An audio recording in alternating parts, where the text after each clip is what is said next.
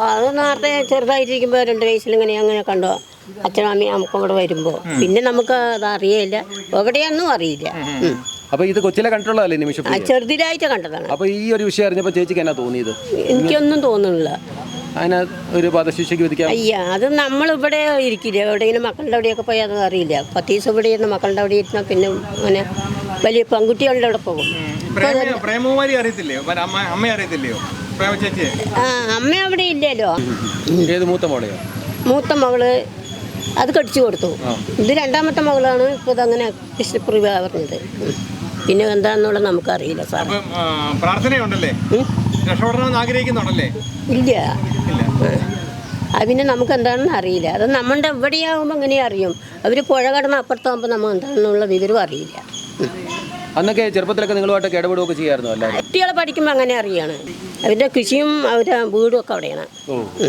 നിമിഷപ്രിയയെക്കുറിച്ച് പറയുകയാണെങ്കിൽ എൻ്റെ അഭിപ്രായത്തിൽ പറഞ്ഞാൽ ഇത്രയും വർഷമായിട്ട് മറ്റേ എല്ലാ അഭിപ്രായവും എല്ലാം പറഞ്ഞു. ഈ 4 ദിവസത്തെ ഗ്യാപ്പിൽ പോയിട്ട് ഇപ്പോൾ എന്ത് പറഞ്ഞിട്ടാണ് എന്ത് കേട് നടും എന്നുള്ള ഇതിലാണ് വരുത്തണം എന്ന് തന്നെയാണ് എൻ്റെ അഭിപ്രായം.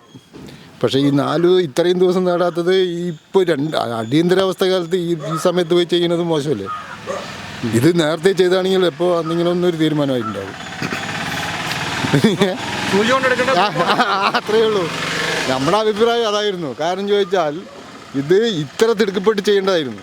ഇതിത്തിരി നേരത്തെ എന്ന് ചെയ്യേണ്ട ഒരു കാര്യമായിരുന്നു. അവസാന ഘട്ടത്തിലാണ്. ഇതിലിപ്പോൾ എങ്ങനെയാണ് എത്തുന്നുള്ളൊരു നിലപാടിലാണ് ഇപ്പോൾ എല്ലാവരുടെയും അഭിപ്രായം. പ്രേമചേച്ചിയൊക്കെ അറിയാമല്ലേ? ഇത് ഞങ്ങൾ അങ്ങോട്ടും ഇങ്ങോട്ടും വണ്ടിയിൽ അങ്ങോട്ടും ഇങ്ങോട്ടും വന്നിട്ടുള്ള ആൾക്കാരൊക്കെയാണ്. നമ്മുടെ നാട്ടുകാർ നമ്മളെ അറിയാതിരിക്കില്ലല്ലോ. അല്ല, ഈ അഭിപ്രായം ഇപ്പോൾ ഹസ്ബൻഡുമായിട്ട് ബന്ധപ്പെടും, എല്ലാവരുടെ നമ്പറൊക്കെ ഉള്ളതാണ്. എങ്കിലും ഈ അവസാന ഘട്ടത്തിൽ ഇത്രയ്ക്കും തിടുക്കപ്പെട്ട് ചെയ്തിട്ട് കിട്ടുമോ ഇല്ലയോ എന്നുള്ളത് ആർക്കും അറിയില്ല. അതിലും ഉറപ്പ് പറയുന്നത് ആയിട്ടില്ല. പ്രാർത്ഥനയുണ്ട് വരണം എന്നുള്ളത്. പക്ഷേ ഈ ചെയ്യുന്നത് ഇത്തിരി നേരത്തെ ആയിരുന്നെങ്കിൽ ചിലപ്പോൾ എന്തെങ്കിലും ആകാം.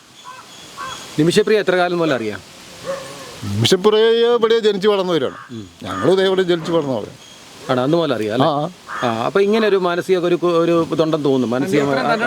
പുള്ളിയെ പറ്റി പറയുവാണ് എന്താണ് നിമിഷപ്രിയെ പറ്റി? നിമിഷപ്രിയ ചെയ്തു എന്ന് ആരും പറയുന്നില്ല. പക്ഷെ അത് വേറൊരാൾ ചെയ്തിട്ടുണ്ടാവും. പക്ഷെ ഇത് പ്രതി നമ്മുടെ രാജ്യത്തുള്ളവരിനെ അവരുടെ രാജ്യത്തുള്ളവന് പെടുത്തില്ലല്ലോ. അപ്പോൾ നമ്മുടെ രാജ്യത്തുള്ളവർ ഒരാൾ അവിടെ പോയി പെട്ടു, അവനെ കുടുക്കി. ഇപ്പോൾ ആർക്കും ഒന്നും പറയാൻ പറ്റില്ല. ആരാ പ്രതി എന്നോ ആദ്യമൊന്നും ആരെയും അറിയില്ല. കാരണം പെട്ടത് തന്നെയാണ്. ഇനിയിപ്പോൾ ഇതിന് നിവൃത്തിയെടുക്കാൻ ഈ സാഹചര്യത്തിൽ ഇപ്പം പോയി തിടുക്കപ്പെട്ടിട്ട് കാര്യം ഉറപ്പായിട്ട് വരുന്നുള്ളത് ഉറപ്പൊന്നുമില്ല. കാരണം ചോദിച്ചാൽ ഇതൊക്കെ നമ്മുടെ മനസ്സിലുണ്ട്. അത് നേരത്തെ ചെയ്യണമായിരുന്നു.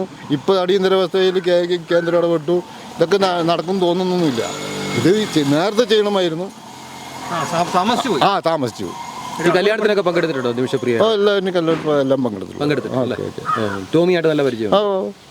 പക്ഷേ ഇപ്പോഴും ടോമിക്ക് പ്രതീക്ഷയുണ്ട്. പക്ഷേ ഈ അവസാന ഘട്ടത്തിൽ ആരെ കൊണ്ടും പ്രതീക്ഷ എനിക്കും തോന്നിയില്ല. അവരുടെ എല്ലാം വസ്തുക്കളും പോയി.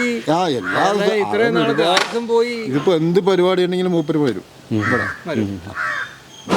എന്ത് ഫംഗ്ഷൻ ഉണ്ടെങ്കിലും വരും. ഇവിടെ വരാറുണ്ട്. അയാൾ ഒരു കോപ്പിൽ കാര്യസ്ഥനായിട്ട് ഇവിടെ വന്നിട്ടുള്ള കൂടിയാളാണ്. അയാൾ ഇവിടെയുള്ള ആളല്ല, തൊടുപുഴ. ആള് തൊടുപുഴക്കാരനാണ്. പക്ഷെ ഞങ്ങളുടെ ചെറുപ്പം മുതൽ തൊട്ട് മൂപ്പരോടെ കാര്യസ്ഥനായിട്ടുള്ള ആളാണ്. കല്യാണം കഴിഞ്ഞ് പിന്നെയാണ് വീരാങ്ങോട്ടും കൊണ്ടൊക്കെ മാറിപ്പോയത്. ആളെ പറ്റി വേറെ ഒന്നുമില്ല, ഒരു മര്യാദക്കാരനാണ്. അയാൾ സാധാരണപ്പെട്ട ഒരാളാണ്. എന്തായാലും ചേട്ടാ ഓക്കെ. ഞാൻ കൂടുതൽ വാർത്തകളും വിശേഷങ്ങളും നിങ്ങൾക്ക് ലഭിക്കാൻ കേരളീയം ന്യൂസ് സബ്സ്ക്രൈബ് ചെയ്യുക. കൂടെ ബെൽ ബട്ടണും അമർത്തുക.